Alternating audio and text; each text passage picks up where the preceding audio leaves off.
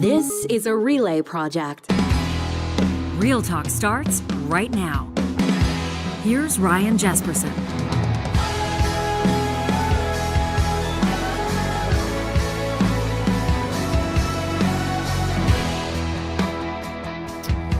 The title of this episode, Not a Mistake. Canada versus the USA. How bad could it get? And it doesn't feel like hyperbole and it doesn't feel like exaggeration, because if you're like me, you're watching the news cycle regardless of what they're talking about and you're wondering where this all goes. Chances are your investments are tanking, although there could be some exceptions. Some of you might be getting lucky. But for those of you that are invested in mutual funds or the S&P 500, or maybe you shelled out a whole bunch for Tesla stock when you saw Tesla kind of commanding the EV market a couple of years ago, well, you're feeling pain right now. You're seeing the president of the United States, our closest neighbor, continue his rhetoric about Canada becoming the 51st state, and it's slowly dawning on all of us that maybe, just maybe, this isn't Trump trolling us. Maybe, just maybe, he actually really definitely is serious. Now, I know one of you is going to be screaming right now at your dashboard or screaming at your screen as you're watching this saying, I've been saying it was serious since the beginning.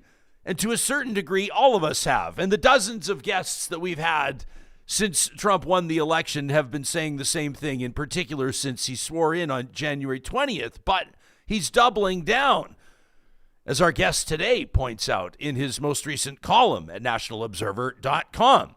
Donald Trump doubling down on his dumb tariffs. That's Max Fawcett's take, pretty similar to what Chrystia Freeland told us on Friday, pretty similar to what Doug Ford's been talking about, and we'll bring you some of his statements. By the way, Doug Ford, is he the federal conservatives' next great hope?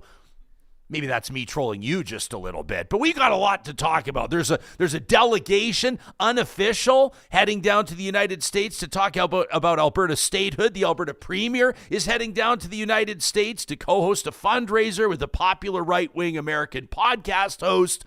Everybody knows Ben Shapiro. And there's a million other things that we haven't even touched on yet because we've got to officially get the show rolling. Let me say this. We'll be looking to our Real Talk live chat powered by Park Power. Throughout this episode, I see Rick's already chiming in on LinkedIn. He's watching us live there, thanks to California Closets. Rick, we'll get to your comment. And you can send us an email anytime, no matter when you're listening to this, to talk@ryanjesperson.com. Before we get to Max, this episode of Real Talk is proudly presented by Alberta's top online real estate school. That's Rello. You know where to find them at rello.ca, where better real estate training starts. Now, listen, you got a few options if you're looking to kickstart a real estate career, but you've only got one correct option if you want to do it right, and that's Rello. Real estate learning online for the bold and ambitious, and wherever you are in your career, they're going to help you find the next level. They're the only real estate school that sets you up with a professional practice network and professional development webinars. You can look through them, the pre-licensing courses on their website, and don't forget, as you check out that Alberta commercial, Alberta residential real estate bundles, both of them, they'll knock $100 off if you use that promo code Ryan100. So if you're considering a new career, you're looking at making that jump, you're out walking your dog right now, just thinking, just musing, this is your sign. Use the promo code Ryan100 when you sign up for those bundles today at rello.ca. Rick's watching us live on LinkedIn this morning. He says, good morning, Real Talk. He says, I was thinking this morning, you know, this whole shit show is like something that we all used to really enjoy. Road hockey. And I love this from Rick. I'm thinking of Wayne's World right now, Johnny, as I'm reading this. I don't know about you. One of my favorite scenes in Wayne's World. Car! And then game on! And then car! And then game on! Everybody knows that, Rick, for sure. He says, road hockey is fun. Tariff uncertainty is not. And he says, in regards to Doug Ford caving, don't get me wrong, he's been wonderfully bullish, but he immediately folded when challenged. Krista Olson, meantime, watching us on Facebook this morning. What's up? She says, Doug Ford for federal, for sure. John's watching us on Facebook, says he's had enough of Danielle Smith. Okay, so the audience is fired up. Let's find out about our headliner today. He's the lead columnist for Canada's National Observer and a good friend of this show, Max Fawcett. Nice to see you, pal. We want to get your audio back, and we'll just make sure that you're not muted on your end or on our end, or we'll get that figured out. Max. You're good to go, Max. Can we hear you? Okay, let's try that There again. you are, buddy. Loud and clear. Excellent. So this is pretty wild, and you and I have carved out some time so we can hang out and get into all the stories. We'll be bringing some audio clips. We'll be taking our audience to the Oval Office and to Ontario and obviously across the country right now. But we're asking the simple question today: Canada versus the USA. How bad could this get? What do you think? Worse than I think a lot of us ever thought possible. I think in the near term, in terms of the tariffs and the economic war that we're fighting right now, I tend to think that that's going to resolve itself sooner rather than later. I mean, one of the overarching themes or central points of Donald Trump's career is that he's a coward, right? When he sees danger, he tends to run away from it, and that was true all the way back to his bone spurs, and so I think the market continues to correct, it continues to push down, further. He just doesn't have the stomach for people yelling at him that their 401ks are disappearing or they're losing money. So I think that part will resolve itself. Probably with another trade deal. He'll call it the greatest trade deal ever, even though the last one was also the greatest trade deal ever, and he's now complaining about it.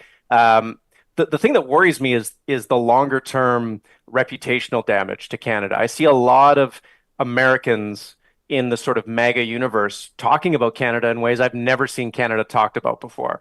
Talking about us like we're freeloaders, we're grifters, we're thieves. We've been ripping off the Americans for years, and it's become kind of a culture war hot point. It's like it's one of those things that far right influencers and far right online people just sort of like to get people riled up with, and that's going to stick, right? Like our reputation in America and the way Americans feel about us is going to change, and I don't know how that's going to influence things down the road when there's another Trump adjacent president who has aspirations for, I don't know, critical minerals or our fresh water or whatever it might be. Like it just changes the nature of our relationship permanently with the United States. And I think we're seeing that reflected in our politics, but it does feel like there are some people out there, including our beloved premier in Alberta, who don't seem to have caught up with the world that we're in right now and are still acting like it's, the pre-51st state world.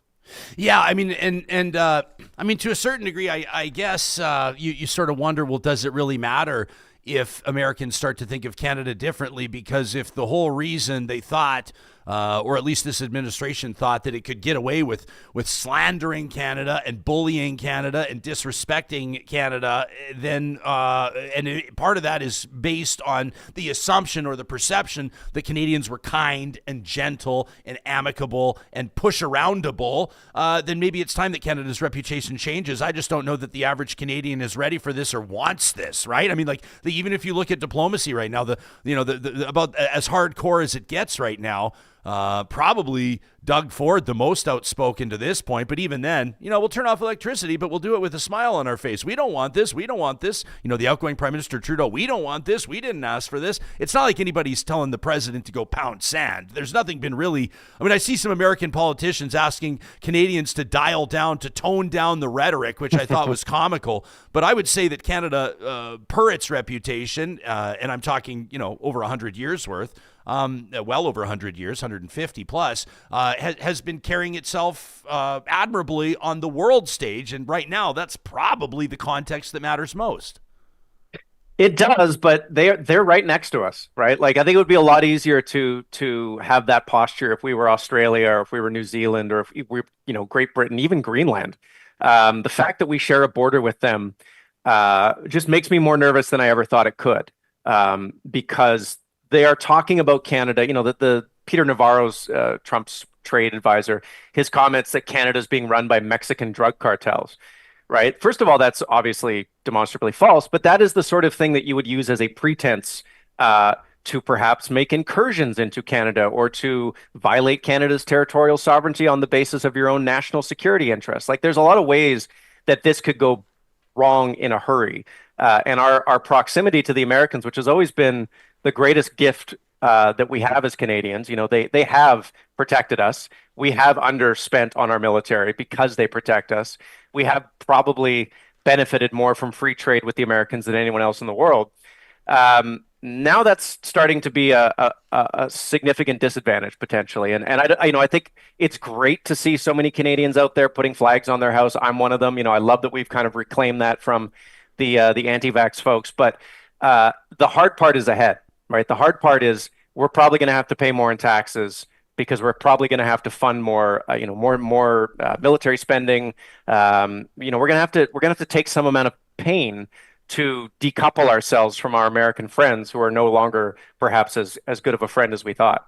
Yeah, I saw a former conservative MP, and former fighter pilot, by the way, Laurie Hahn, had posted on his personal Facebook yesterday. I don't have it in front of me, but he said basically, that he's proudly been flying the Canadian flag on his home for many, many years, and he's inviting others to do the same. I was telling Johnny about this off camera a while ago. So we got our house painted like a year ago. And several years ago, we got one of those really beautiful, like the official nice stainless steel flagpoles that comes off the house, and we're flying the maple leaf proudly. And then I think everybody that listens to this show knows exactly what I mean. It got a little weird, right? It got a little weird when all of a sudden there were conversations about like the Kamloops 215 and reconciliation, and then what the Canadian, and then Canada Day, and then cancel Canada Day, and then the truck convoy and the Ottawa occupation. And when we were getting our house painted, we had to pull the flagpole down anyway. And I just went, yeah, I think we'll just. And now I'm starting to flirt with the idea. And I look back, and you may say, well, shame on you. You're some sort of fair weather Canadian. You fly it when it's convenient for you. But I'll tell you, there was a stretch of at least a couple of years where flying the Canadian flag seemed to be signaling something else that I was quite uncomfortable with. You know what I mean? Absolutely. Yeah. No, it's, it was complicated there, and it did take on a bit of a different meaning. You did start to see, flags very highly correlated with other bumper stickers, let's say, and it started to signal something different. And I think a lot of people probably took a step back. It's nice that we're all taking a step forward with it. Maybe we will come and look back at those years as sort of delightfully kind of quaint, like, oh, look at that we had time to sort of do Kremlinography about what the Canadian flag meant to people, and now it's very clear, right, that we have bigger fish to fry than weighting people's patriotism or deciding whether or not they're sufficiently patriotic. Yeah. See, Vamp Fashions, you're going to get chirped. He says, the Canadian flag is only proudly flown for lefty causes. I think to Vamp, who's I don't think arguing in good faith, I would suggest that I would prefer the flag have nothing to do with lefty or righty causes. I would prefer that the left doesn't hijack and denigrate the Canadian flag, and I'd prefer that the right doesn't do it either. I would rather the Canadian flag represents the values that I think most of us hold, regardless of how we vote. Let's get into this. This is a recent clip. This is not from 2 weeks ago. This is not from a month ago. This is the President of the United States, Donald Trump. I'm going to let the audience know if you don't want to listen to it, if you want to get right back to Max and I, skip forward exactly 1 minute, 50 seconds. It's a longer clip than we would typically play, but he touches on a number of things that I think are relevant and important, including healthcare. A laughable comment at the end. Here's Donald Trump this week. Like with Canada, we lose $200 billion a year with Canada.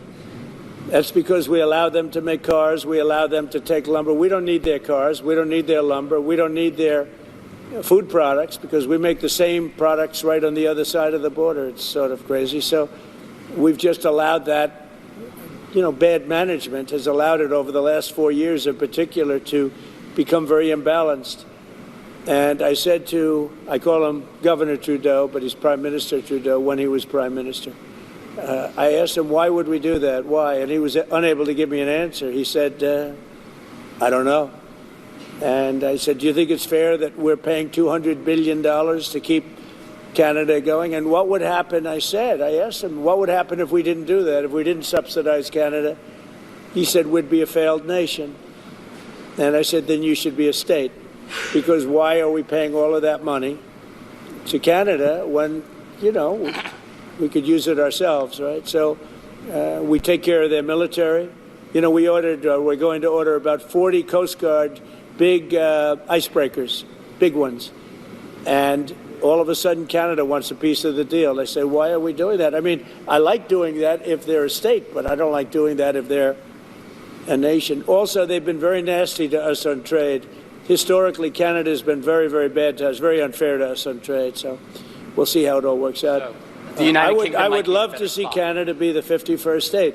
The Canadian citizens, if that happened, would get a very big tax cut, tremendous tax cut, because they're very highly taxed. And you wouldn't have to worry about military. You wouldn't have to worry about many of the things. You'd have better health coverage.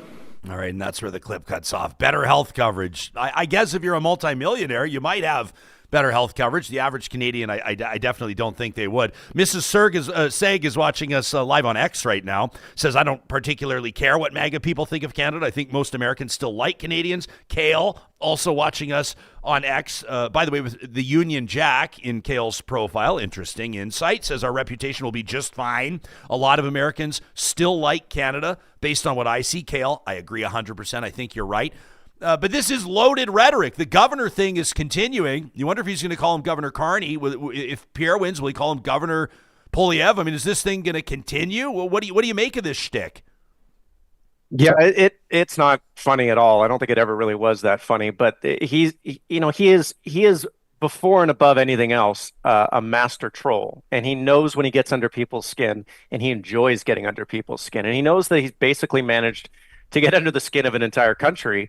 And I think for some perverse, weird reason that probably only his therapist can explain, that brings him joy. And so he's going to continue to pursue that. I mean, that whole clip was just a masterclass in Trumpian bullshit. First and foremost, I guarantee you Trudeau never said any of those things. I'm sure he had perfectly good answers to why America buys things from us. Yeah, I can't see a prime minister going, I don't know. Yeah. No, it's bizarre. But, the whole underlying belief there, and it's one he's had since the 1980s, is that if you have a trade deficit with a country, they're ripping you off, right? And so that's why he talks about how, America's subsidizing Canada. And we all know, I think most people, maybe not Vamp Fashion or whatever their name is, know that, the trade deficit is a product of them buying oil and gas. If you strip out energy exports to the United States, they actually have a trade surplus with us in manufactured goods. So, the idea that they're subsidizing us is nonsense. They are buying our product because their refineries need it, want it, and have traditionally, up until TMX came into service, gotten a really good discount on it. There's no subsidy here at all. It's just such obvious nonsense. And it would, I think that the nice thing about having Mark Carney in as prime minister in the next day or so, whatever, is that he is a much more credible voice on economic issues than Justin Trudeau ever was. I think he will, Doug Ford himself said that Mark Carney knows markets better than anyone, which was an interesting comment in its own right. But, we have to communicate as effectively as possible that the president doesn't know what he's talking about, and what he's doing is going to hurt Americans very, very badly. And I think, Doug Ford has done a good job of that. Danielle Smith has certainly tried in recent days to be a little sharper in communicating that. The markets are doing a fantastic job of communicating that. But Trump's worldview is just so far out in left field. It almost defies belief. Sean's watching us on YouTube, says, I know where Jess was coming from. My 5-year-old wanted to fly my Canadian car flag. I kept telling him to take it down because people are going to think we're rednecks. That from Sean. The Canadian flag was like a harbinger of what people were doing with vaccines at one point. It was wild. Like, if you actually look back on it, we did a bit of a COVID reflection, impromptu, yesterday, just looking back on the stickers, the social distancing stickers on the floor and the plexiglass and the masks and everything, and just remembering back to before they pulled the plexiglass away from buffets again in the whole 9 yards. And the Canadian flag was all part of that, Max. We got a ton of questions for you coming up in the chat, including one from Super Chat Ken, who wants to ask you about these the Alberta kind of shaking up its royalty structure, hoping to help move pipelines forward. We'll get to that. We got a million things to get to. Haven't even touched on Mark Carney's landslide win, 86%, mirroring results of Naheed Nenshi with the Alberta NDP, and even Poilievre, who had a huge win, obviously, with the Conservatives. More with Max Fawcett, who's the lead columnist at Canada's National Observer, in just a second. But first, Real Talkers, I want you to do me a favor and take literally 15 seconds today and go to yegwantslondon.com. YegWantsLondon.com. This is a new campaign launched by Edmonton International Airport. They're making a bold push for a non-stop flight out of Alberta's capital city all the way to London, England, one of the greatest cities in the world, obviously. The Yeg Wants London campaign is mobilizing travelers. This would be huge for business and obviously the entire community to show airlines that there is a strong demand for this route. So what we're asking you to do is very simple. Take 15 seconds today, check out YegWantsLondon.com, add your name to the list, and join the movement today. Our friends at Friesen Brothers have a whole bunch of stuff coming up this year. Obviously, 2025 is a big year for this family-owned business. 70 years they've been operating in Alberta, if you can believe it. It all started as a humble butcher shop in beautiful Hinton, the gateway to the Rocky Mountains, and has grown to 16 different locations serving communities across the province of Alberta. They've got a couple of things going on this week. Thursday, March 14th, Friesen Brothers customers can enjoy their very special cutie pies.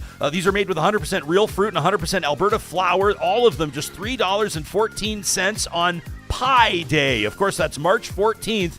The third month, the 14th day, $3.14. You can find out more details at friesen.com/pies. And one day only on the 17th, on St. Paddy's Day, they're running its traditional St. Paddy's Day meat sale with 20% off absolutely everything. I mean everything. So if you're thinking of filling your freezer with like pork belly and brisket, and do it. That's the St. Paddy's Day meat sale. You can learn more details at friesen.com. How cool yesterday, Johnny and I are doing some work here in our Mercer Warehouse studio. Our door is open, and who do we see but our friends from Complete Care Restoration. We recommended them to another business that's operating out of this historic warehouse as well. They've seen the craftsmanship. They've seen the work that Complete Care Restoration did for us in this building. It's got its challenges. It's more than 100 years old. There's no straight lines anywhere. And the studio right near us is going to be hiring them as well to do some work. We're proud to refer them because we've seen the quality of their craftsmanship. If disaster strikes in your neck of the woods, remember the name CompleteCareRestoration.ca. And congratulations to our friends at the Edmonton Chamber of Commerce. I saw the photos. If you check out the events link at edmontonchamber.com, they just hosted an afternoon, like a luncheon, with Alberta's Finance Minister, Nate Horner, an opportunity for Edmonton Chamber members to learn more about what the Alberta budget means for business, what it means for them. This is just one of the benefits of membership with the Chamber. Coming up on the 14th of March, this Friday, a chance to meet the city manager. If you live in Edmonton, a conversation with Eddie Robar. This is a big time for the city. Obviously, there's budget constraints. There's a municipal election coming. Eddie's only been in the role for a relatively short period of time. A neat opportunity exclusive to Edmonton Chamber members. You can learn more about membership by signing up today at edmontonchamber.com. Max Fawcett, our guest lead columnist at Canada's National Observer, a first ballot win, a landslide win. Mark Carney, I mean, just almost a ruthless result for the rest of the field. He's the new leader of the Liberal Party of Canada. He will swear in as Canada's next prime minister. The question is then, can he win a general election against Pierre Poilievre and the Conservatives? 86% of the vote. Chrystia Freeland with 8%, Karina Gold with 3 and change, and Frank Bayliss with 3% of the vote. So Liberal Party members spoke loud and clear. The question is, can Carney convince the nation that he's the guy? What do you make of all this? It's fascinating stuff. You know, I was among those who really didn't see any path for the Liberals in the next election a few months ago. I thought, you know, if they could get to 100 seats, that would be a miraculous effort. And then Trump came along and made his 51st state threats and really just completely changed everything. I wasn't surprised by the result. I was a little surprised by the 85%. I think I had it at like 80%. You know, liberals love nothing more than winning elections. And it was so obvious in this race that Carney is the only guy that makes them potentially competitive with Poilievre. You know, you saw that with poll after poll where there would be like a 6 or 7 point bump in theoretical liberal fortunes with Carney as leader. So, you know, liberals gravitating towards the biggest winner is not a big surprise. I wrote a column the other day saying he needs to go to an election right away. I think they will. I think probably the election call will come on Monday or somewhere early next week, because the polls right now are telling just a fascinating story. You know, Leger had a poll that came out today saying basically it's a dead heat between him and Poilievre. Ecos had a poll that Frank Graves put out a snapshot of that apparently had the Liberals up like 48-31, which that feels like an outlier, major outlier to me, but you never know. He was right. He was the first guy to catch the shift away from Poilievre. So things are changing very fast. I think, anything from a conservative majority to a liberal majority is now in play. And it really depends on whether Pierre Poilievre can shift into a different gear. The guy is still trying to litigate, it seems to me, the election frame that he had over the last 2 years. Carbon tax, Trudeau, Canada's broken. These are all the problems with this country. And Canadians right now really are not interested in that. They are interested in who is going to protect us from this giant orange menace in the south, and who is going to, be able to keep my job intact, or who's going to be able to protect us from tariffs and gosh knows what else. So, Poilievre needs to meet that frame. He hasn't found a way to do it yet. I'm not particularly confident that he'll be able to shift. It reminds me a little bit of, Muhammad Ali's rope-a-dope in the fight with George Foreman, where, Foreman spent six rounds just hammering at Ali, and then he was punched out. He didn't have anything left in the tank, and it kind of feels right now like Pierre Poilievre is punched out. He does not have the right arsenal to deal with this different kind of fighter and this different kind of fight. Ryu Street Fighter watching us on YouTube in our live chat, powered by Park Power, your friendly local utilities provider. He says Mark Carney is Trudeau 2.0. He'll sacrifice Alberta to save Ontario and Quebec. He'll be worse than Trudeau.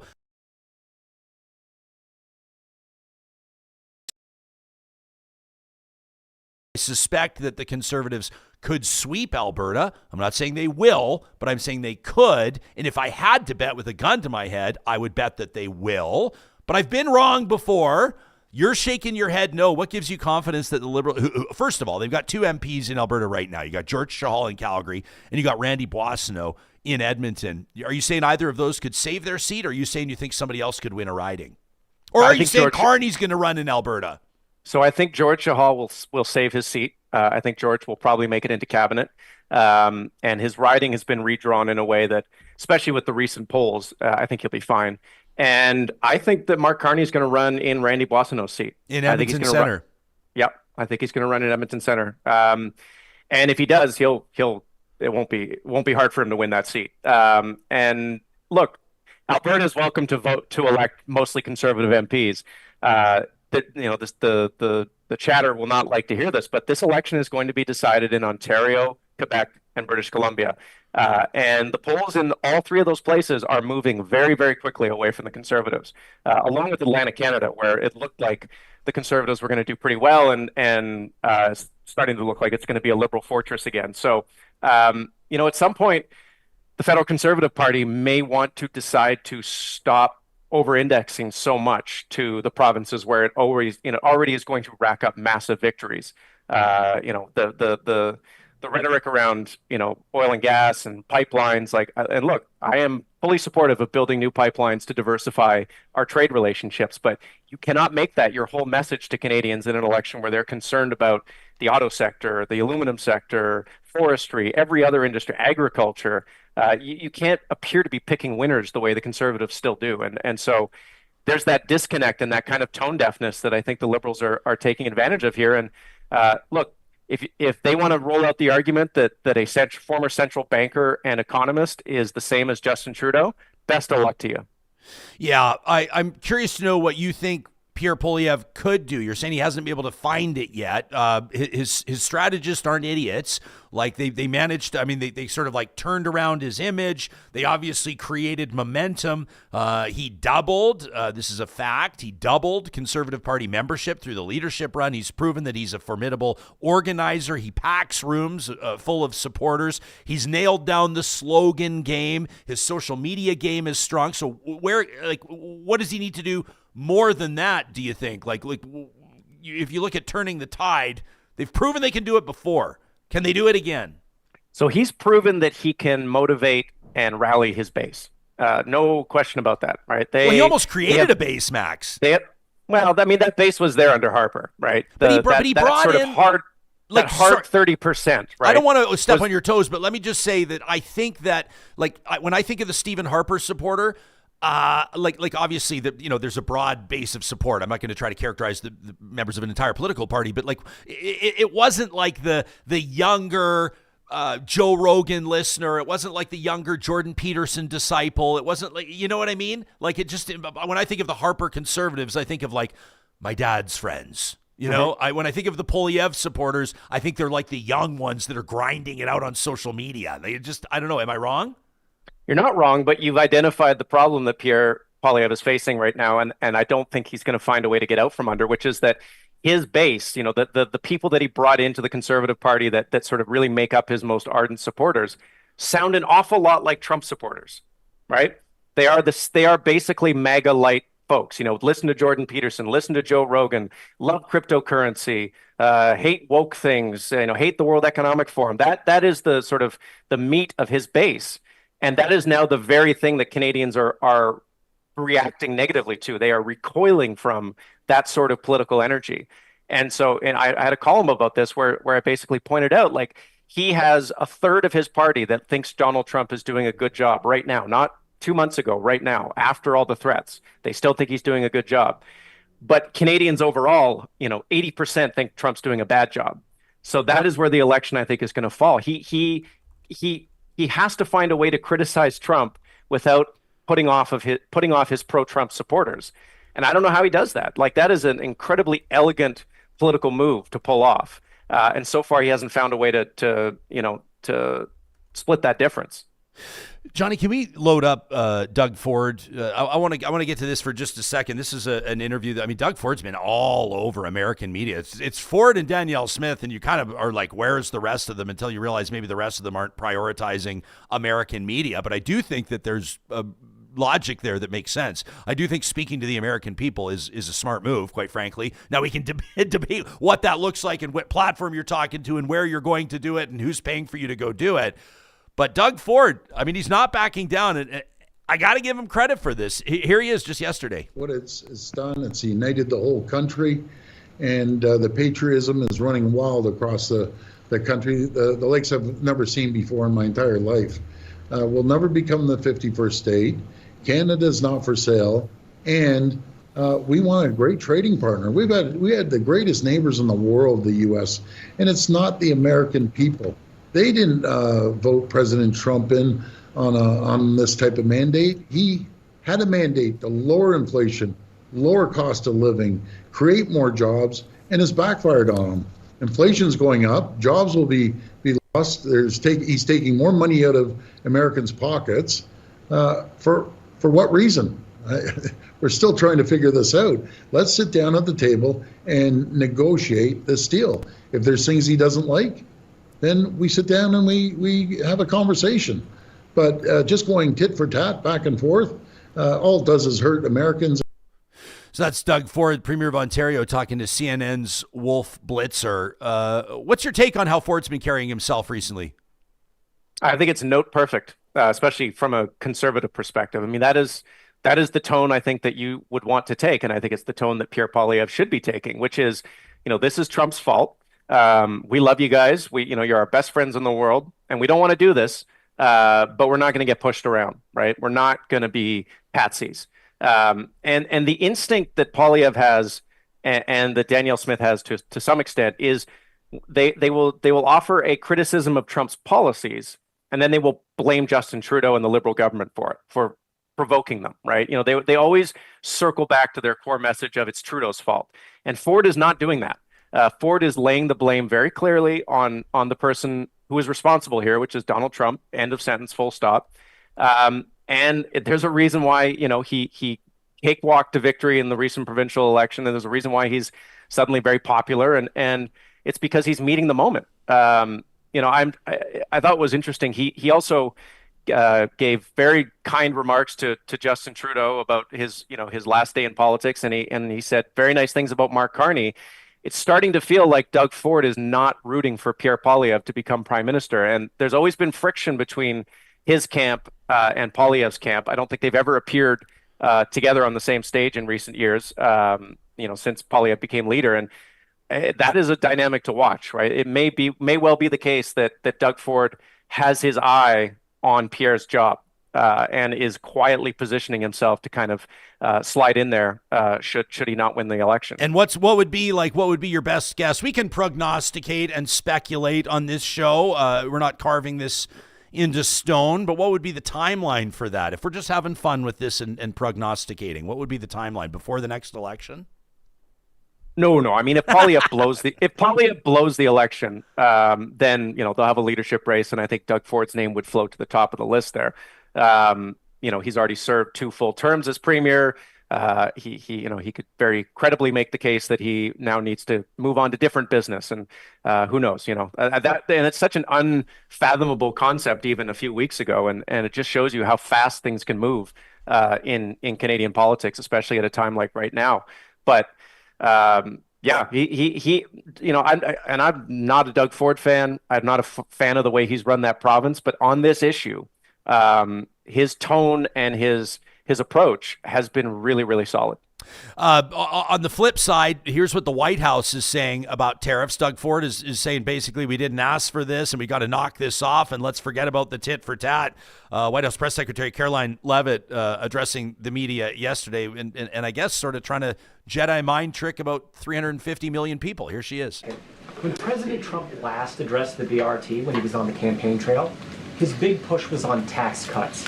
He's going there today as he's proposing tax hikes in the form of tariffs. And I'm curious for why he's prioritizing that over the tax cuts. He's actually not implementing tax hikes.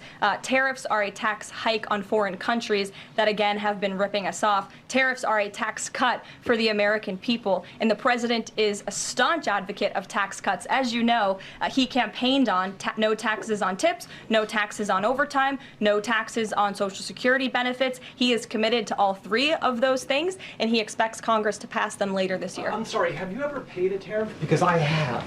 They don't get charged on foreign companies, they get charged on the importers. And ultimately, when we have fair and balanced trade, which the American people have not seen in decades, as I said at the beginning, revenues will stay here, wages will go up, and our country will be made wealthy again. And I think it's insulting that you're trying to test my knowledge of economics and the decisions that this president has made. I'm now regret giving a question to the Associated Press. Mary, go. There you have it again. That's that playbook. That's the Trump playbook right there. I regret giving a question to the AP, to the American press. Leavitt went on to say, by the way, on the stock market, down universally across the board since January 20th, that this is a period of transition. How long until Americans just don't buy it anymore?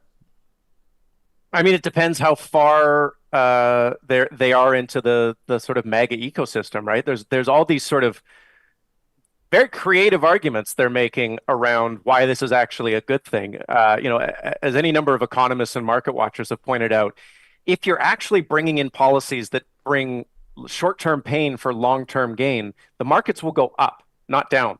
The markets are very good at sniffing out longer-term, increases in profitability, revenues, what have you. So the idea that there's pain now, but it's going to be great for business later, the market is clearly telling you that's bullshit.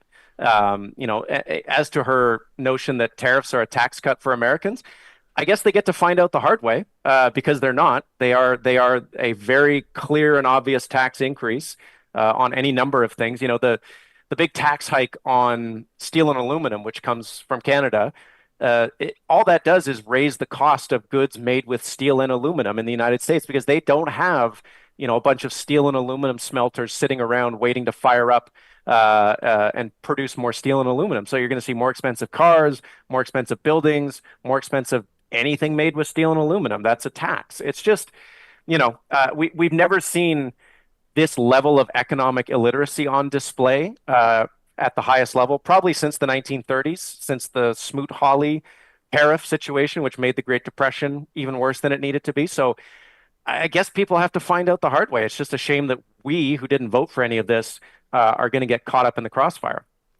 We've talked about Ontario's premier. Let's bring it a little closer to home. Alberta's premier, her office, Danielle Smith's office, defending using taxpayer dollars to fund a trip down to Florida later this month to appear as a co-host at a fundraiser for PragerU, which is kind of a digital media platform, a right-wing digital media platform. She'll be co-hosting with Ben Shapiro from a prominence and strategy standpoint, if you're trying to get yourself on the radar of basically every Republican or every small C conservative in the United States, appearing at an event in Florida with Ben Shapiro is a good start.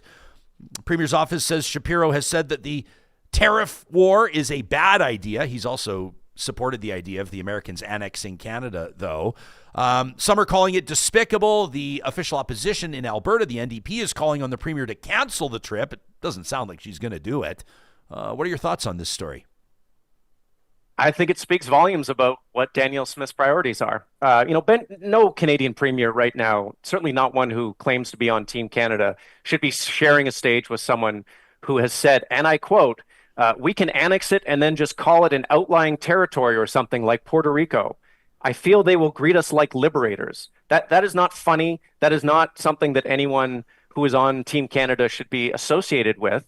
But she's going down there probably because it's good for her career. It's good for her visibility. Like Danielle Smith, will be in front of these leading conservatives in America who, big media businesses, big pockets, deep pockets, what have you.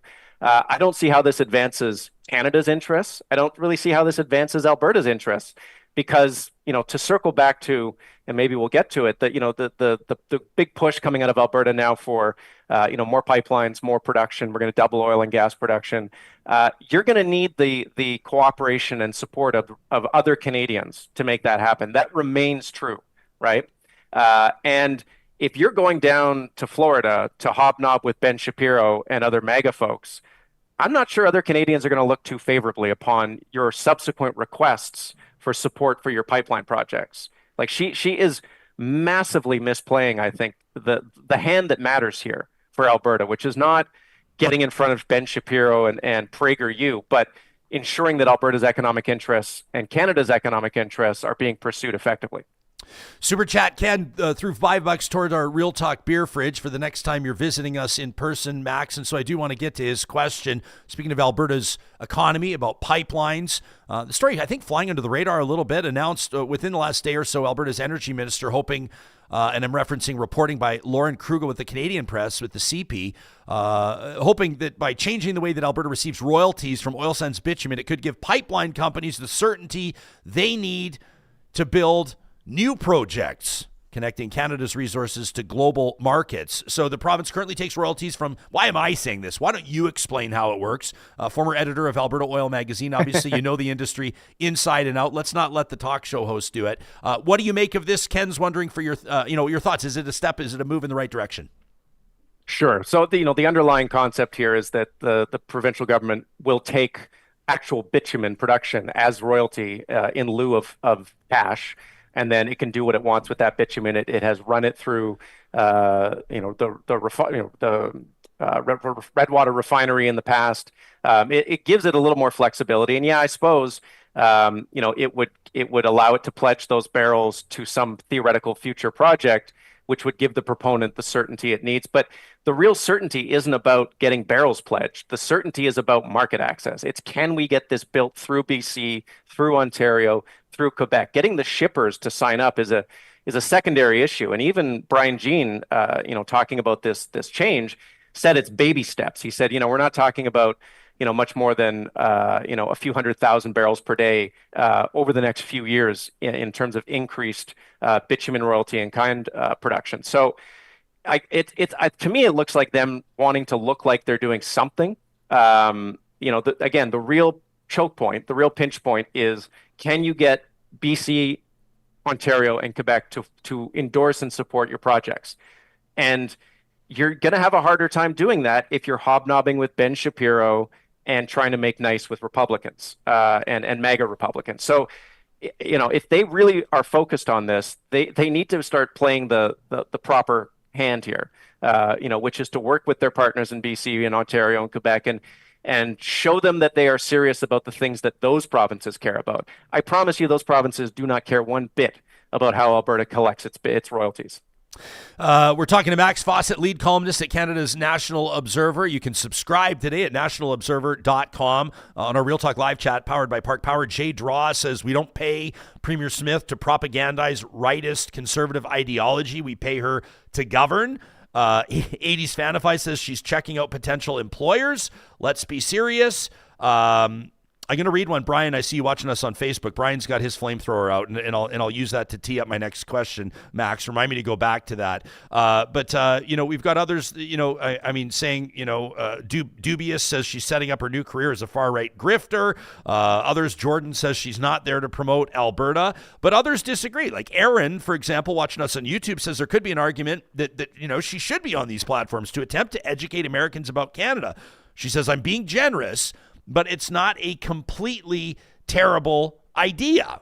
That from Aaron, who's given the premier the benefit of the doubt. Let me read this one here from Brian. Brian's a little pissed off this morning. I can tell. I don't know him personally. But as Thomas Okazik once said, I think somebody pissed in Brian's cornflakes this morning. Brian says it's Trudeau's ignorance here that caused this, his incompetence. And if Doug Ford's attitude against Alberta doesn't change, then the hell with him. And Quebec and Ontario, too. Alberta has tried to love Ontario and Quebec over the years, but all we get is kicked in the ribs. They can all go to hell, says Brian.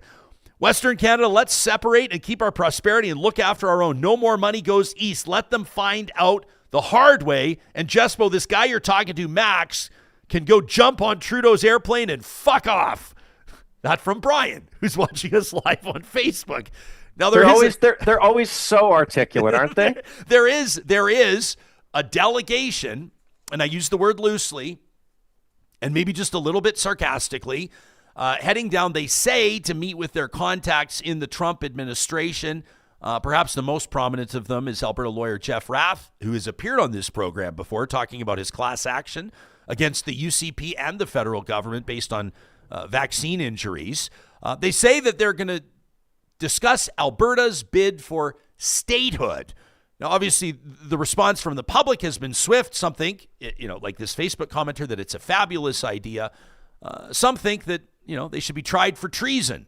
How is this different than previous initiatives or discussion around Alberta leaving Canada? And ultimately, how do you see this playing out?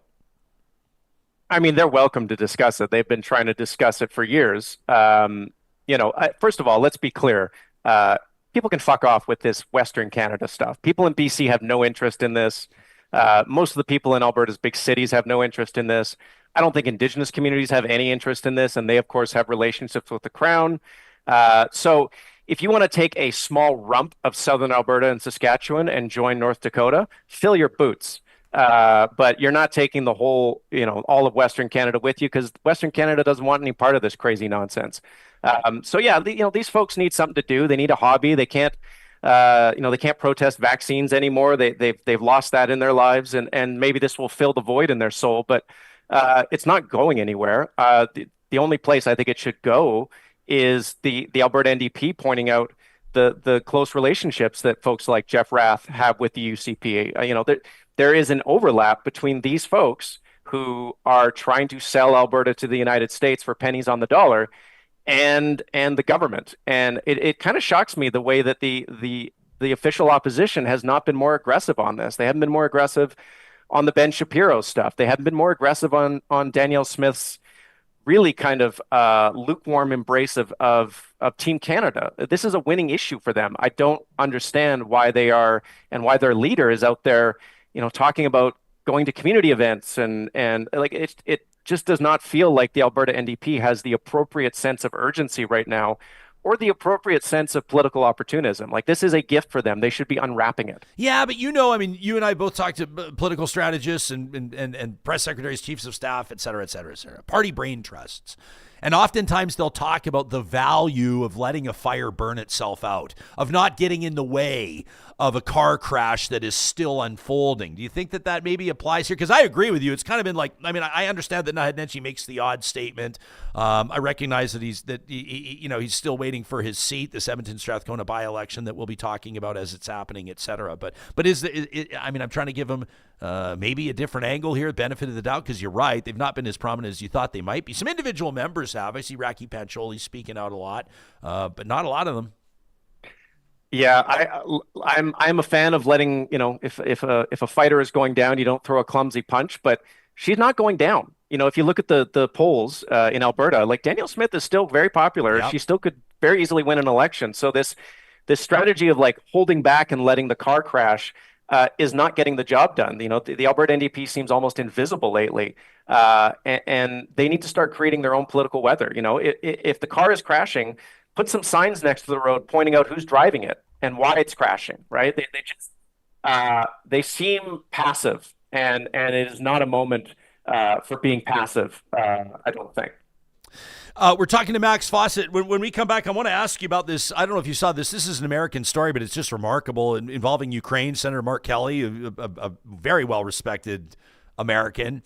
I would say, I thought, amongst Republicans and Democrats. I understand that there's some political polarization. Obviously, I recognize what's at play here and how it works, but I was blown away to see Elon Musk call him a traitor publicly for a comment he made, and I want to ask you about that, plus the Tesla play. And there's a group of Alberta importers. Did you see this? Liquor importers that say they're going to sue the Alberta government if they don't get access to the booze that they paid for. And I want to pick your brain on that. I mean, it's sort of like that Alberta spirit of entrepreneurship, of the free markets versus the elbows up collective Canada-wide play of us versus the USA. I want to pick Max's brain on that in just a second. But first, every single week, courtesy of our friends at Tourism Jasper, we have a chance to take you out to the mountains and remind you of the memories that are just waiting to be made out there. It's MyJasper Memories, proudly presented by Tourism Jasper. We've got a couple of things to talk about right now. First, Johnny, why don't we get to these photos of this absolute dump at Marmot Basin? Did you guys see this earlier this week? They got more than 17 centimeters overnight. This was like on Monday.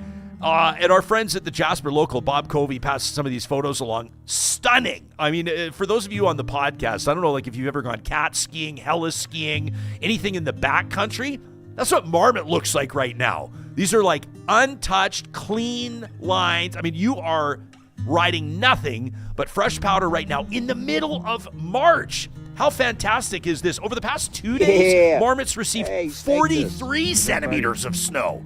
This is like these are some of the best conditions you are ever going to see. And you mix in like bluebird sky. You mix in just that spring air. Look at this video from the chair. This is unbelievable stuff. It's shaping up to be an epic week and a fabulous weekend in the mountains at Marmot Basin in Jasper. So make sure you check that out. This is your sign. This is the universe telling you to blow off work, to pull the kids out of school, and to go for a ski day.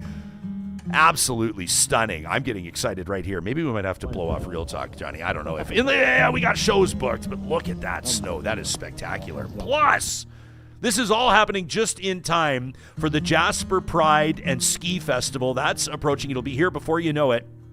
April 4th through the 13th of this year. This is the only gay ski week in the Canadian Rockies. They party over 10 days with 30 performers and 30 events, more than 30 events, as a matter of fact, in the annual Pride Party at the Fairmont Jasper Park Lodge. That's coming up on April 12th.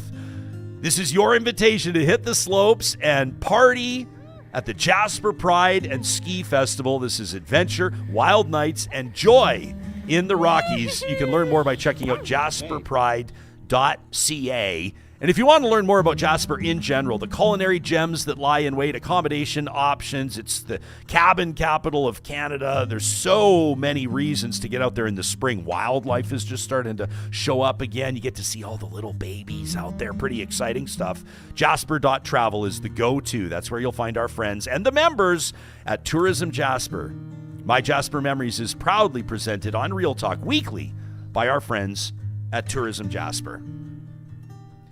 So we are chatting about this on our most recent episode of the show. This is just yesterday's episode after getting an email from a fellow by the name of Matt Thurwell.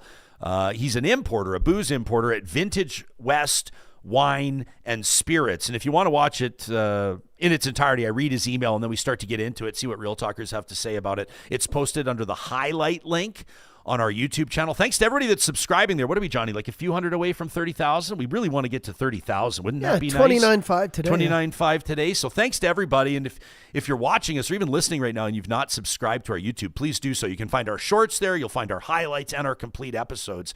But Max, Matt basically outlines how the business landscape, the business of booze, is different in Alberta than anywhere else.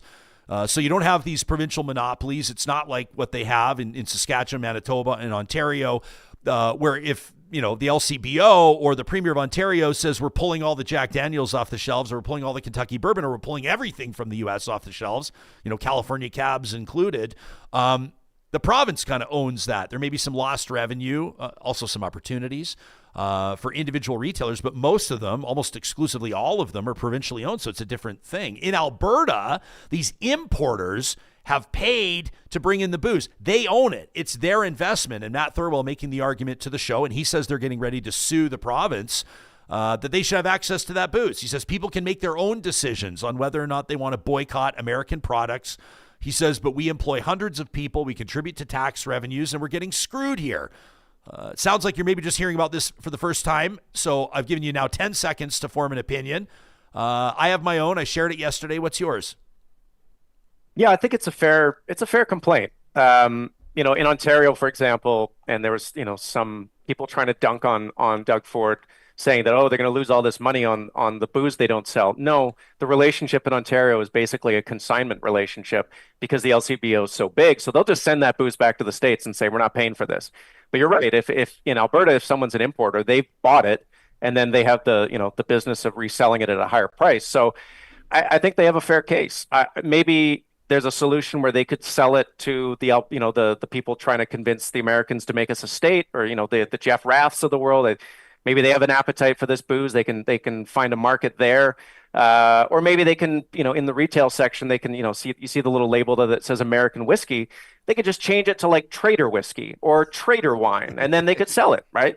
Maybe put a markup on it. There's lots of creative ways to handle this. I don't think suing the government is necessarily the right way to approach it, because you got to pay lawyers and all the rest of it. But he is right that it is a different situation, and maybe the provincial government should have thought of that before they declared that they were taking that action on liquor sales in the province. Yeah, I guess I've got a few thoughts on it. Number one, by the way, I've heard of a new trend. Have you heard about this in grocery stores?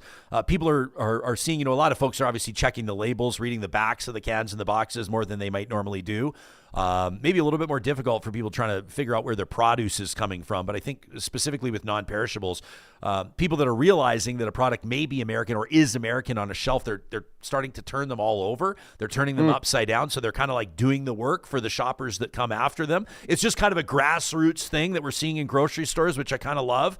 Now, I guess you could make the same argument, and you could put the appeal out to consumers and say, hey, listen, there's some great, wonderful Canadian ryes, Canadian whiskeys, even some Canadian bourbons, although, for me, a bourbon comes from Kentucky, but I digress. Technically, they're making them here. There's some great Ontario and BC wines and the like, and you can, I would love to see some more marketing campaigns from those particular producers and from their associations, and I'm surprised we're not seeing them. Maybe they're getting ready to roll them out. But, I mean, I guess when it comes to, like, the government or these, the LCBO or the AGLC or whoever it is deciding, and I do think it's probably the Premier's offices in each of these provinces, making these decisions, I do think, like, for a relatively short period of time, and I recognize this really stinks if you're like Matt Thurwell, who imports liquor and who's sitting on a big investment. Like I try to see it through his eyes. I don't wish pain on his business. I don't wish pain on anyone's business.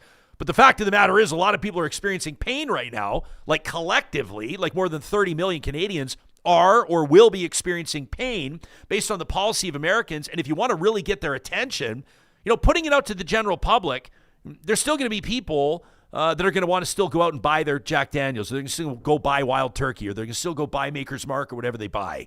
And I think that if the White House were to hear that, like, there was like an 18% drop in Canadian, purchases of American bourbon, but if it's like they've pulled it all off the shelves and now all of a sudden Maker's Mark and all the Kentucky bourbon distillers are pissed, I don't know. It's a quicker way to make action. Like, I hate to see government interfering in business, but these are economic war times, right? Yeah. I mean, desperate times call for desperate measures, and it does seem like, especially the decisions that Ontario's taken there has broken through to the distillers. They were saying that the decision to pull this product off the shelf is way worse than a tariff. That's good, mission accomplished. And it will sort of filter up to hopefully the key decision makers in the United States that this is a real problem for their industry and for their businesses. So I guess I see both sides of the Alberta gentleman's issue. I mean, maybe the thing to point out is liquor doesn't have a habit of spoiling. So I understand there's cost in carrying inventory for a little while, but I do think that this part of the trade war will probably resolve itself in a few weeks to a few months, and then people will probably be more than happy to buy back the bourbon, the wine. Maybe the wine will even be better by then. So it feels a little bit like a misread of the moment in terms of where the public's head's at. Because you're right, like everyone is going to experience some economic pain here. It may have arrived sooner for the people who are on the sort of, economic front lines of this trade war, but we're all going to feel a pinch soon enough. Tony's watching. She says California wines are crap anyway. I don't know about that. She says BC wines are way better, but nothing beats Italian. I love California wine, but we're not drinking it right now. That's just the way that it goes. I like this from, real talkers, I think, are trying to walk miles in other people's shoes, and I appreciate that. Tara Lynn says, I do agree that the Alberta importers, and by the way, I should mention Matt on his email has a 604 area code, so I wonder if he's operating out of BC, but he's talking specifically about suing the province of Alberta. Terrelyn says, I do agree they have a case here. I wonder if the GOA, I wonder if the government, or maybe the AGLC, the government through the AGLC, should pay for the product that they've brought in. That's kind of an idea. That's an interesting way. I mean, part of the role of government is to not bail everybody out all the time, but in particular, in instances, we saw it through COVID, Max, when government policy has a real impact, a detrimental impact on business. It's kind of up to the government to a certain degree, and I think to a significant degree, to do something about that. And maybe that's an olive branch here. And the nice thing about the AGLC buying this, the importer's stock is it's not going to go bad like the Turkish Tylenol, right? You can leave bourbon and wine in a warehouse for a couple of years; it'll still fine, still lovely and drinkable. You don't have to send it to Ukraine as some sort of attempt to pretend that you're trying to help. I support that idea. Take us into the Turkish Tylenol thing. Everybody knows the background. This was the $70 million. The Danielle Smith government through COVID, as Canada was experiencing a shortage of children's pain meds, tried to source this through MH Care or an affiliated company. I don't want to get into the weeds, and I don't want to get my ass sued like that other guy. But they're now sending it to Ukraine. Number one, trying to offload it because it's just sitting here, most of it. But the government's insisting that it doesn't go bad. They're saying that criticism is in bad faith. What's the key detail for the average Albertan or the average Canadian to watch in this story? Oh, I mean, there's so many. I think, they're unloading it because it costs the government money to store it in the warehouse. And I think they're trying to stop spending more millions, protecting the initial decision. I mean, I wrote a column at the time that Smith made that announcement saying, this is going to be an expensive way to own the libs, because it was all about embarrassing the federal government. The federal government said that they already had Tylenol on the way. Didn't matter. Alberta had to be seen to be acting. It's just another example of this government, the provincial government in Alberta, not being particularly friendly to taxpayers. They run these big budgets. They waste money on Turkish Tylenol. It's weird that there isn't some sort of taxpayers federation out there to criticize them, because boy, howdy, would they ever come in for it if such an organization existed. So they're going to try to walk away from this embarrassing mistake. It certainly sounds like from other reporting around this and around the company you mentioned that's involved, there are other bigger mistakes that have overshadowed it now. It is a minor note in a broader story whose conclusion has yet to unfold, and it may explain why the premier is so anxious to not be in the province right now. I want to take a look. We're talking to Max Fawcett at our Real Talk live chat powered by Park Power. Ken K says the AGLC should add a 50% tariff to American liquors, and the vendors who want to buy, they can then take the tariff money and pay for that Black Hawk helicopter. Ms. KD says there's a video from Australia, a guy drinking Maple Crown Royal to toast Canada, says it's hilarious. Bunny Slipper says the CEO of Jack Daniels is pissed off because this is hurting their bottom line, and I say good. Six is watching us on X live right now, says we got to pull potash fertilizer. It'll smoke their $1.5 trillion agriculture sector. I don't know if you saw Jason Kenney chiming in. Jason Kenney has been like reinventing himself on Twitter over the past couple of weeks. I retweeted Jason Kenney, for Pete's sake, about a week ago, and I absolutely love what he's doing right now, to be honest with you. The rumblings are that Pierre Poilievre may consider him as the Canadian ambassador to the United States. But I think that potash fertilizer, we talked to Mick Dick about this as well, and I'll let Real Talkers know we have a specific agriculture Real Talk roundtable coming up this Friday, and I'm really looking forward to getting into the tariff talk and everything else. But I think ag is a real way to get the Americans' attention. You talk about electricity, you talk about water, you talk about agriculture, it gets under Trump's skin because it's effective. Well, yeah, I mean, he's forever saying he doesn't need things from Canada, but they desperately need a lot of things from Canada, and especially our potash and our energy. And so it is a leverage point. The frustrating thing for me is that, the premiers in Alberta and Saskatchewan keep preemptively taking the best leverage off the table. Danielle Smith says she won't consider or support an export tax on oil and gas, which, by the way, is irrelevant in the grand scheme of things. The federal government can do what it wants here, but it would be good to have her support, and ditto Scott Moe on potash. So it is a little frustrating that, Trump is signaling that these are his weak points, and we can't really exploit them because we have provincial premiers who kind of can't see the bigger map here. As to Jason Kenney, I'm with you. I've retweeted him. I've liked his tweets. It feels very weird to me. We are in this different time, and he is meeting the moment. He is rising to the challenge. He's calling out the MAGA North folks about their opposition to using potash as a weapon. He has said that he would consider supporting an export tax on oil and gas, which is an interesting departure from Danielle Smith. So, Jason Kenney, maybe he's positioning himself to be the U.S. ambassador. Maybe he's positioning himself to be Pierre Poilievre's successor. That is also a possibility in the moment we're in right now. Yeah, he just like, here's the deal is that like Canny has always been a huge, like even like when he refers to it as Dominion Day, like that's right. Like he is all about Canada. He's a bit of a nerd in a positive way, in the sense of like his knowledge of, his appreciation for Canadian history, etc. And he never had any tolerance. Now there's things that obviously I disagree with vociferously with Jason Kenney, but like he never has had any tolerance for the Alberta separation talk. And I think that he's pushing back now as well on the Blame Canada crowd. Like he just doesn't sort of have an appetite for it, right?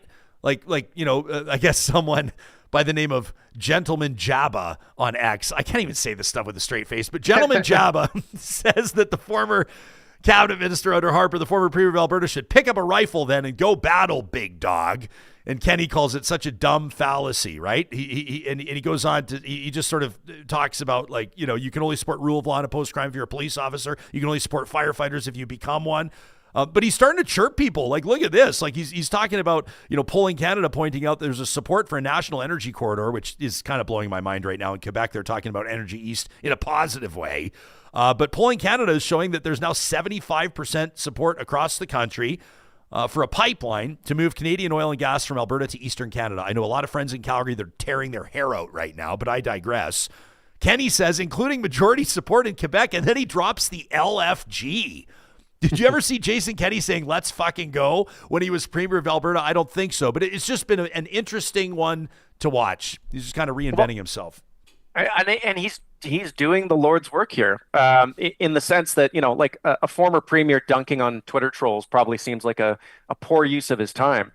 But he's trying to educate conservatives. He's trying to serve as a teacher of why these arguments, all of them are sort of, Russia inspired or Russia funded or Russia, whatever it is. He is trying to show his movement, his people, why it's bad to embrace this kind of thinking. And I think that has huge value. Even if, like you, I disagree with him on a bunch of stuff.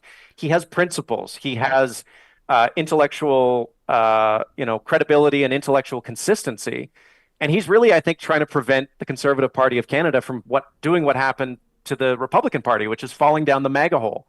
You think of people like Liz Cheney and Adam Kinzinger. He is kind of inhabiting that role now, where he is a truth teller trying to sort of lure them away from the siren call of know-nothing populism. And, I see a lot of folks on the left being like, well, how can you like anything Jason Kenney's doing? You've criticized him so much. And look, I judge.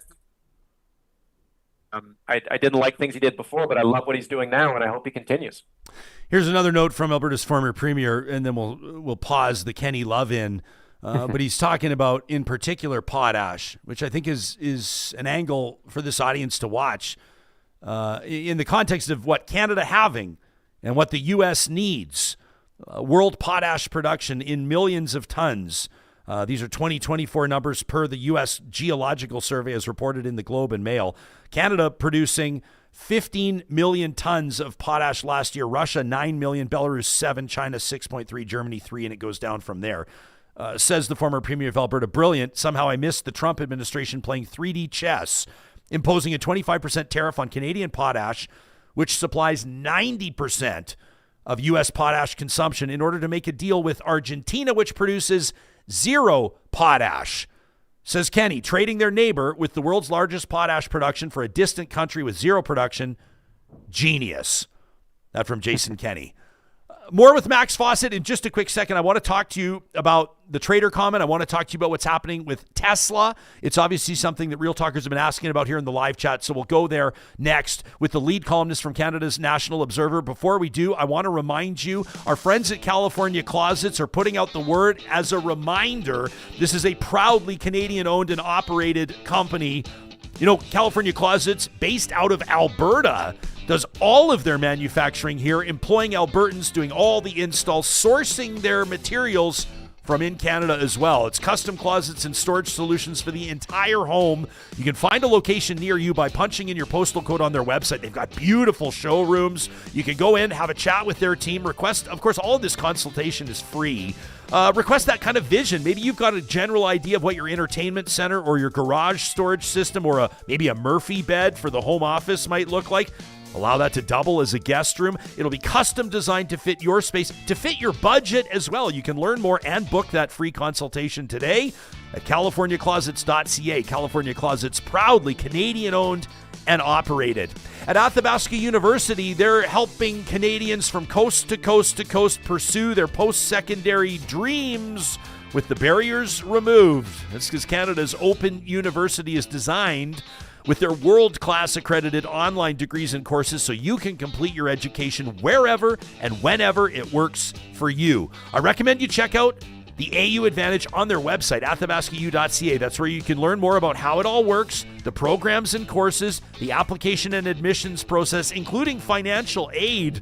Whether it's an open undergraduate program, an online course, or maybe it's even your MBA that you're looking at pursuing, you can find out all the details on their website. That's athabascau.ca. Kubi Renewable Energy is hiring up for spring. As the snow melts, they're getting set to shatter last year's totals of installs. This company is growing and growing and growing into their 10th year. Our congratulations to the team at Kubi. They can't do it without new team members, and that's why if you're an electrician, an apprentice, a salesperson, an engineer, an installer, an HR manager, an office manager, or whatever, if you can see yourself adding something to this team, make contact with them today on their website. That's kubi.ca. And I know that a lot of you are watching the markets right now. I know that you're paying attention to the numbers, and for good reason. You're probably wondering what all of this international back and forth means for your family's wealth and your investments. The team at North Road Investment Council, this is right up their alley. Building, preserving, and protecting wealth takes expertise and careful planning. North Road Investment Council offers bespoke strategies for investing, financial planning, insurance, and I love this, digital risk. Connect with Marshall, Carey, and their team today at northroadic.com.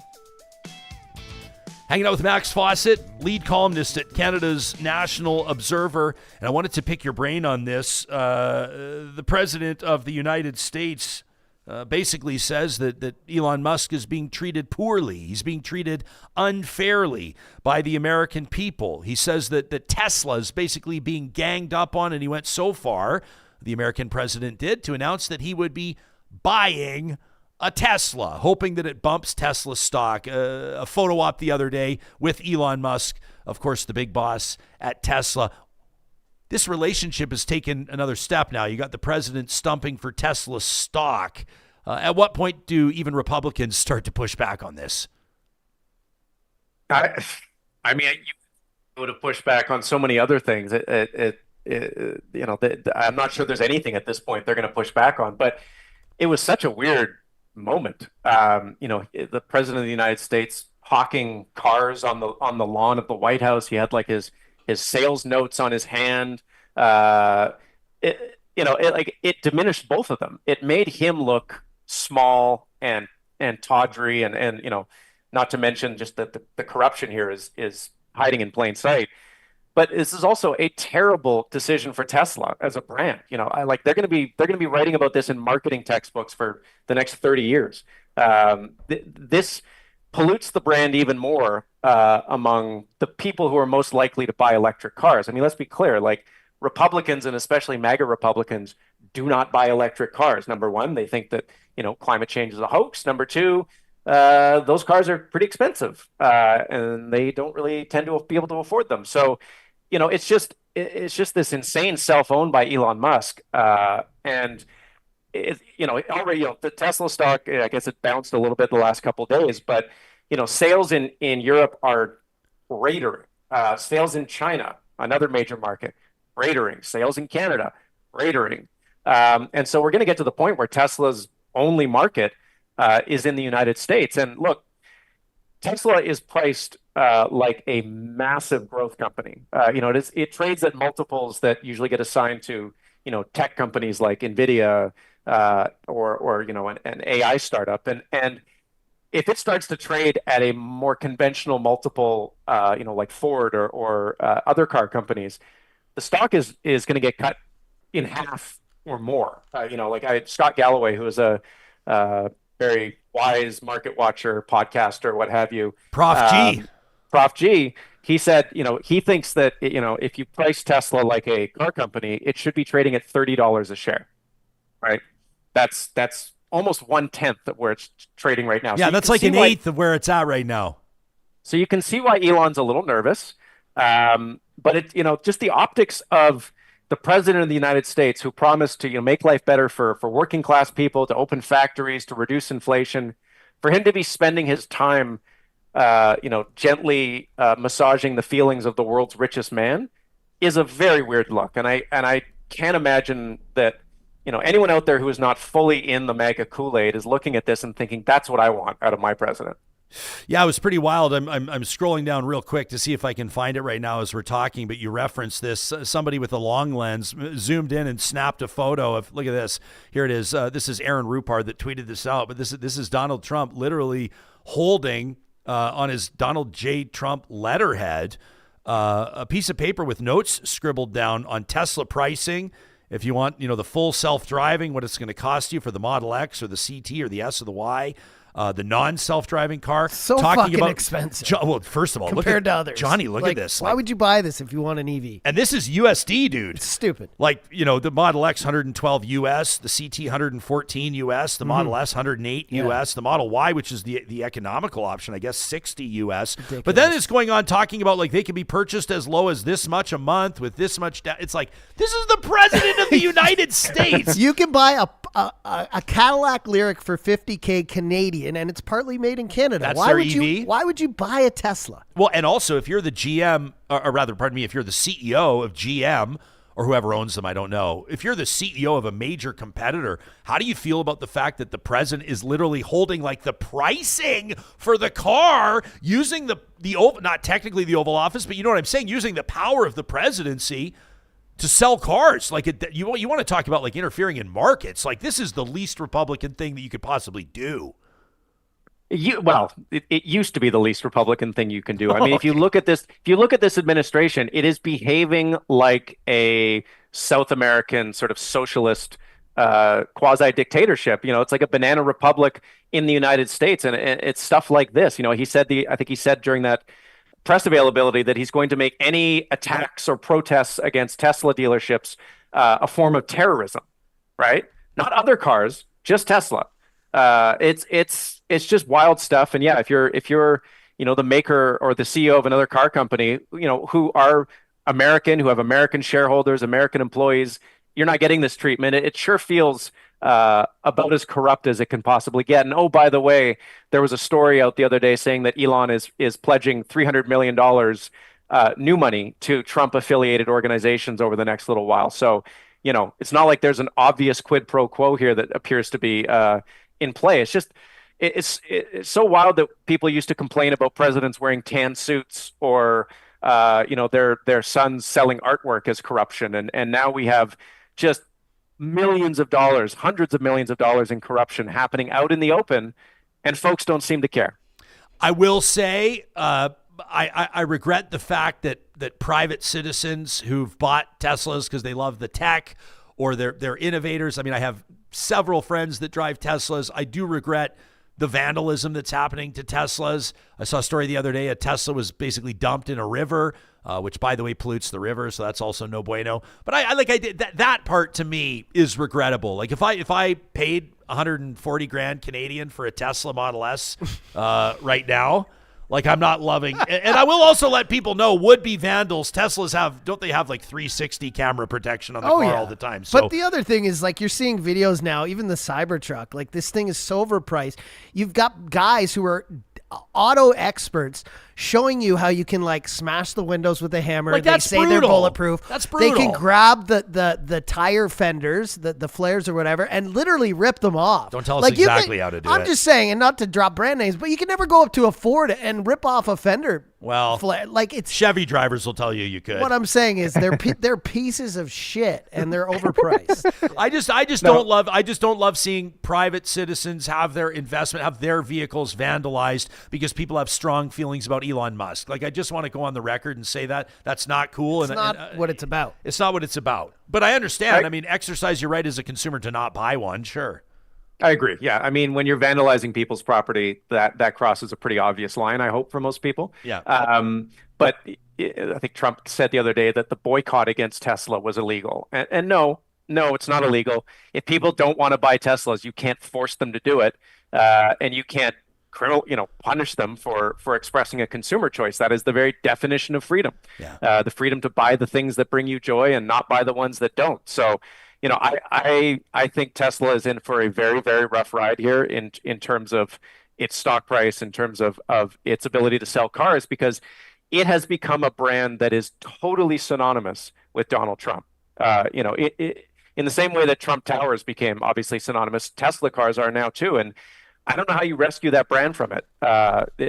There is no going back from this. There was an interview the other day where it looked like Elon had dawned on him. He had this moment of speechlessness when a question was asked of him about how far he had gone in his support of Trump. And I think he realizes that he is way too far in, but he's too far in to go back. And yeah, if you own a Tesla right now and you don't like what it stands for, maybe sell it. Maybe, go get one of those nice Hyundai Ioniqs or the one that Johnny recommended. There's lots of cool EVs out there that don't have this sort of political deadweight associated with them.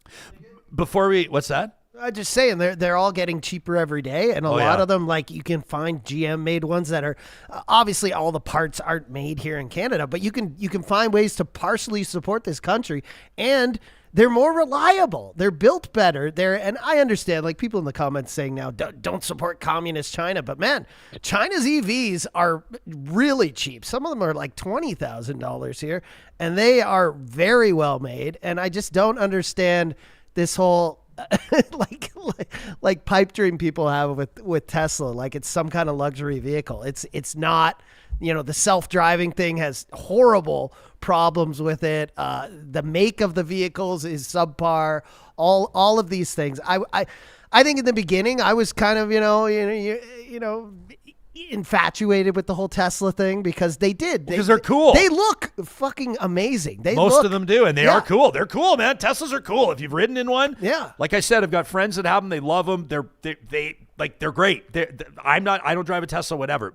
This is not about Elon or Tesla, but the fact of the matter is Elon is Tesla and Tesla is Elon as far as most people care. And if I'm a Tesla shareholder, or if I'm driving a Tesla and somebody's keying it or kicking in the glass or finding some way to get it into a river, that's pretty brutal, especially if I'm not on board. Before we thank you for your time, Max, I had to get to this story. It's maybe not like the lead story. It's just a dumb little Twitter comment from Elon, but it's a big story if you actually look at the ramifications of what he's saying and who he's saying it to. For people that don't know, Mark Kelly is an American politician, obviously, but he's a retired astronaut. He was a United States Navy captain, and he's serving right now as a senior United States senator from Arizona. That's a seat that he's held for about the past 5 years. He's a Democrat. His wife, Gabby Giffords, a congressional representative at the time, survived an assassination attempt. They're a family that's very well known, and his service to his country is undeniable, including military service. Well, he's just left Ukraine. As he posted a photo on his social media, says, what I saw proved to me that we can't give up on the Ukrainian people. Says Mark Kelly, everybody wants this war to end, but any agreement has to protect Ukraine's security and absolutely cannot be a giveaway to Putin. Let me tell you about my trip and why it's important we stand with Ukraine. We'll show you the post in just a quick second, but the comment to the post, the most prominent comment, is from the owner of X itself, the owner of the platform, Elon Musk, who simply says, "You are a traitor." Thoughts? Oh, I have many. I think it speaks to where now patriotism and loyalty does not mean patriotism and loyalty to the country. It means loyalty to Donald Trump. That is what they mean when well, that's what he means when he describes Mark Kelly as a traitor. And the fact that, Musk is so willing to call out people who make supportive statements of Ukraine. He called out the Polish foreign minister the other day, I believe. He called him a little man. Poland is playing a huge role in protecting Ukraine. Poland has emerged as this sort of lion of Europe over the last little while. It says it all about where Musk's loyalties lie, and it explains why the United States is betraying Ukraine, betraying the Ukrainian people. I don't know that we can do anything about it other than point it out. I do think that we need to be sort of connecting the dots back here to Canada, and politicians here who are perhaps insufficiently supportive of Ukraine and the large Ukrainian population in this country. There are conservative politicians who are very, very nervous about saying nice things about Ukraine, and that is a tell. That is a sign. And I can't believe I'm doing this, but thank God for Jason Kenney out there and folks like him who are pushing back against that and really being unapologetic and unflinching in their defense of Ukraine in this war. There have been some responses, including from the senator himself, replied traitor, says, Elon, if you don't understand that defending freedom is a basic tenet of what makes America great and keeps us safe, maybe you should leave it to those of us who do. Some other responses, too, worth mentioning. Chicano says, reminder that Elon fled South Africa in order to avoid mandatory service in their armed forces. Fellow by the name of Lynx says, Senator Kelly a traitor. Last I checked, he hasn't shuttered U.S. aid. He hasn't accessed Treasury payment systems, hasn't seized control of federal databases, hasn't ignored civil service protections for federal employees, isn't running a de facto agency without Senate confirmation, isn't embedding Doge associates with unclear roles and ridiculous pay scales in multiple agencies, goes on and on and on, including hasn't tried firing our veterans who have served our country honorably, including those that are fighting wildfires. Clinton DeVoe says when Elon Musk calls a sitting senator, a former NASA astronaut, and a Navy combat veteran a traitor, simply because the veteran wants support for Ukraine, it's only a matter of time before the board at Tesla demands his resignation or they will remove him themselves. Now that would be a story, Max. Yeah. I mean, when this happened, I thought that it might be a moment similar to what happened, 60 years ago. The House on Un-American Activities Commission was going on, and Joseph McCarthy was accusing people of being communists and getting away with it. And then he accused the wrong person of being a communist, and I believe it was a congressman or a senator who said, have you no decency, sir? And that kind of put an end to it. People just the scales fell from their eyes, and they're like, oh yeah, this is going way too far. This Red Scare stuff. And I had hoped that his comment about Senator Kelly would be a similar thing in the States, where people would sit up and go, that's too far, it's too much, and it hasn't been. Certainly progressives and Democrats and maybe some non-MAGA Republicans have called it out, but I don't see any of Trump's cabinet members. I don't see any of sort of his loyalists pointing out that this is wrong, that Mark Kelly is not a traitor. And until we do, I'm worried he's just going to keep pushing the envelope and pushing the line ever further. And that was our mission today. That was our mandate today, to answer this question: how far does this go?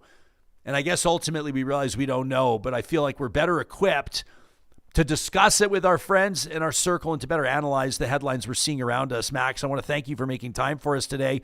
You can check out Max's work along with his teams at nationalobserver.com. We encourage you to subscribe.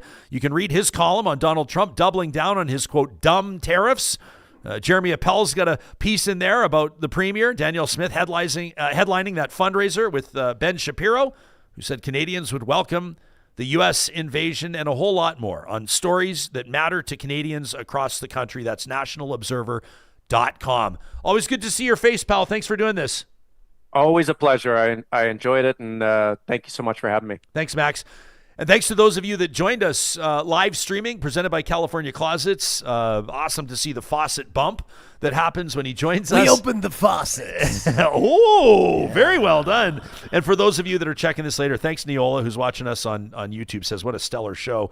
Yeah. But we sure appreciate those of you that take the time to send us an email to talk@ryanjesperson.com and let us know kind of how you're sorting through or processing what you're hearing on the show. I was processing all of that. Sometimes when we have Max on, I just sit back and I'm like, yeah, this is entertainment for me. I'm loving it. Lots of EV talk in the chat today. You know, I think it's kind of, and I said this in the chat, it's kind of laughable. Like, think how you want about China. Obviously, there's the way they produce things, the way they treat their workers, it's all questionable. But when you say, somebody commented about Chinese EVs, it probably being shit. It's just laughable. Every smartphone, every TV, every computer of everyone watching this show right now is probably almost 100%, manufactured and produced in China. They produce quality products. It's one of the reasons they're such a powerhouse and why, we can't get away from using their products. They're well made. They're quickly made. They're in abundance. But Chinese EVs are not crap. Canadian EVs or partly made here in Canada EVs are not crap. I would love if a Tesla that is $114,000 USD was as well made as it looks. Absolutely stunning. There's no denying, like the X or the Y or whatever, They're one cool with cars, the flare doors. The X has what do you call those, like the Lambo doors? Amazing. But if the fenders can be torn off and the self-driving, will run you into a tree or hit another car or cause an accident, and if, these things add up over time, and I just look at Teslas now, and I'm not saying I flip-flopped. Like, everyone I think was enamored by Teslas when they came out, but like you can't deny all the research we've done now, right? Yeah. Rick's watching us. Shout out to everybody watching us on LinkedIn. Says the BYD Yuan Plus. I've never even heard of that brand. That just goes to show I'm not plugged into EVs. Oh, we're showing it right now. No pun intended, but I'm just showing a review on YouTube. Rick says he saw one in Quito, Ecuador. I love Quito, Rick. What an amazing city. Says the Canadian cost is $38,000 Canadian. Yeah. He says you just can't touch that, and he says it's got just under a 500 kilometer range, depending on the model. Smart features in it are incredible. Interesting. Yeah. Interesting. I don't know. Maybe I'll level up. Our family's not anywhere near another car purchase anytime soon. But I'd be curious to know. We should throw that out. I'll put this out as an unofficial, unscientific Twitter poll. If you follow me on X at Ryan Jesperson, make sure you follow us, the show, as well at Real Talk RJ. I'll put it out there. A question about EVs and where you are at or where your family's at with your next car purchase. My next one for sure is an EV. I've got a 20-year-old vehicle. It's got 260,000 kilometers on it. I'm treating her well. Oil changes, trying to, just got new brakes, trying to keep it going. There you go. But when it dies, I'm definitely going EV. And just from being downtown now, I won't say the one to give them publicity, but there's a parking lot 2 blocks from here where you can pull in, pay $20 for parking all day, and they've got plug in and then leave. And with the wattage, up to 10 days. You don't have to charge again. You just drive around. So Yeah, there you go. we got a poll going. Speaking of polls on our YouTube, if you want to hit it. Oh, soon. do we? Yeah, just about people buying Canadian. So I said, have you been shifting to only? Is that on Spotify or YouTube? It's on YouTube. On right YouTube. now. Okay. So live, cool. if you want to vote, have you been shifting to only purchasing Canadian-made products during this trade war? I put the options yes, no, kind of, haven't changed a thing. The yeses have it with almost 70%, no 3%, kind of 22%, haven't changed a thing around 5%. Okay, I got to fact check this. I'm not saying I doubt it's true. Ken Kay says the CEO of Ford Yeah, he drives is that driving EV. a Chinese EV right now. Yeah, What? Yeah. Look at this story drives in the it, New yeah. York Post. Holy smokes. Oh, this is old. This is from October of 2024. Mm-hmm. Well, Ford's old by chief- what? 3 months? 4 months? Well, I mean, back in October of Way 2024, a lot of this stuff wasn't even happening. Back in October of 2024, Pierre Poilievre was just waiting to be crowned prime minister. Lots of things changed quickly. Jim Farley, the CEO of Ford, slammed, reports the New York Post, for driving Chinese-made electric vehicle, described as a slap in the face. I don't know how to pronounce it. Is it a Xiaomi, Xiaomi, a Xiaomi SU7, an electric sedan that retails for 30 Gs. But he had it specially flown in from Shanghai. It's the first EV sold by, pardon me pronouncing it, Xiaomi, I don't know, says it's the world's second largest seller of smartphones. He says, I don't like talking about the competition so much, but I do drive the Xiaomi. Farley told podcast host Robert Llewellyn. Wow. Yeah. I mean, Wow. but a CEO of Ford, you said? Yeah, he's probably got to have. I mean, you go to his house, he's definitely got a Ford in his, 10-car garage or whatever he's got. But if he's driving that as his daily, that just goes to show, like, people are more comfortable with EVs now. I think that's insane that the CEO of Ford is not driving a Ford. Don't you? Sorry that I'm 5 months late to this story, but that strikes me as really, what's the equivalent? Like, that's wild. Yeah, it's like the CEO of Nike wearing Reebok. Yes, or Adidas, literally. Yeah. The CEO of Colgate brushing his teeth with Crest. Yeah. Wow. Okay. You're getting applauded, by the way. But the Cheryl outside and others are saying, way to go. Keep loving your car until it can no longer love you back, basically. She says, way to keep it. That's good. She says, respect for using a product until it's no longer usable. I try That's to not where do people's that. heads are at these days. But it's also more about, I'm kind of caught in the when I had this vehicle, and now that I have still been keeping it going, we're in this transition phase, right? Do I want to go out and buy another gas guzzler? We can't. Like, the EV market is exploding, and so I'm just going to, until she passes away quietly, just ride this out and see what happens. But obviously, like we're talking about here today, CEO of Ford driving an EV. I mean, they're just remarkable, the things that these EVs can do now. Super quiet and, Denis is giving him the benefit of the doubt. He says, what better way to see what the competition has to offer? Okay, sure. Maybe. Horse Lake Ranch says it would take me 2 days to I don't know where they live, but says it would take me 2 days to run to Regina for parts in the winter if I had an EV. What parts, though? Well, I don't know. The breakdown on EVs is so much, the degradation, and like it's wild, right? Because they don't have so many. They have some lubricants, but they don't have like engine oil or. I've had to things, rethink right? the whole my understanding of it. Right? There's no engine oil. There's no coolant. There's no brakes really. Like the motor things just scales. don't heat up as much. There's no transmission. There's no. It's like a whole mind bender. But anyway, I'm not going to sort of like come to my intellectual awakening at your expense, Real Talkers, while you listen to me figure out the difference between internal combustion and EVs. It's just a fascinating story to watch. The story of Tesla will be amazing to watch moving forward. I will reference the greatest of all time, MJ, his airness, Michael Jordan, who famously said when he was asked why he didn't take a position on a matter of politics that Republicans buy sneakers too. And that was always Michael Jordan's entrepreneurial mindset when it came to mixing politics and capitalism. And it'll be interesting to see the price that Tesla pays or not. I mean, if they corner the market on every Republican in the United States, Maybe they come out looking like geniuses, but that's certainly not where it's trending right now. We welcome your emails to talk@ryanjesperson.com anytime. Before we go, I just want to talk to you. This is a bit of a love letter to UCAN Youth Services. I was telling you that I toured their facility, and I had a chance, actually, while I was there, they had a class going on. You can learn more about the work that they do and learn more about, in particular, the Verto project. This is an amazing intake. It's like a 20-week pre-employment program that helps young people from 18 to 24 transition out of harm's way and then back into school or into the workplace. So it runs over 9 consecutive weeks, the programming portion. And then when you graduate, you're going to earn a minimum wage and then get started. You get plugged into an employment opportunity.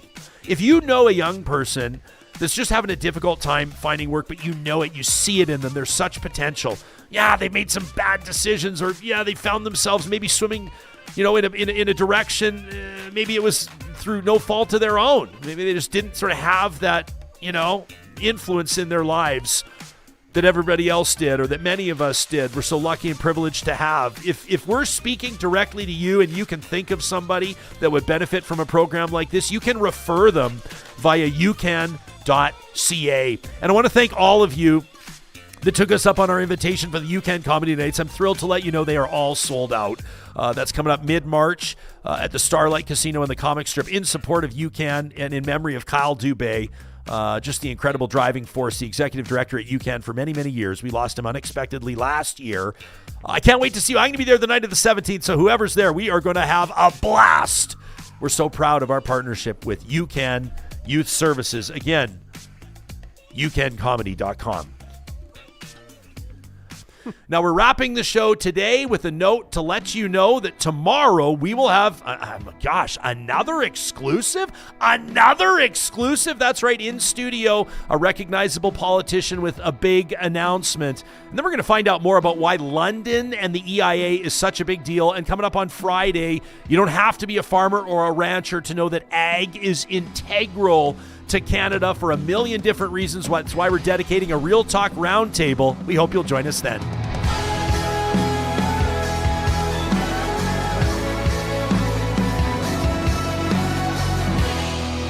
Real Talk is hosted by Ryan Jesperson, executive producer Josh Dunford, technical producer John Hicks, general manager Katie Cook-Chivers, account coordinator Lawrence Derlego, human resources Lena Shepard, website design Mike Johnston, voiceover by me, Carrie Skelton.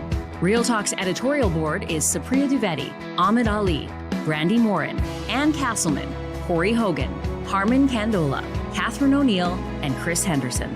Member Emerita, Julie Rohr. Real Talk is recorded in Edmonton, Alberta on Treaty 6 territory, the traditional and ancestral territory of the Cree, Dene, Blackfoot, Saulteaux, and Nakota Sioux, home to the Métis settlements and the Métis Nation of Alberta. Real Talk is a relay project. For more, check out ryanjesperson.com.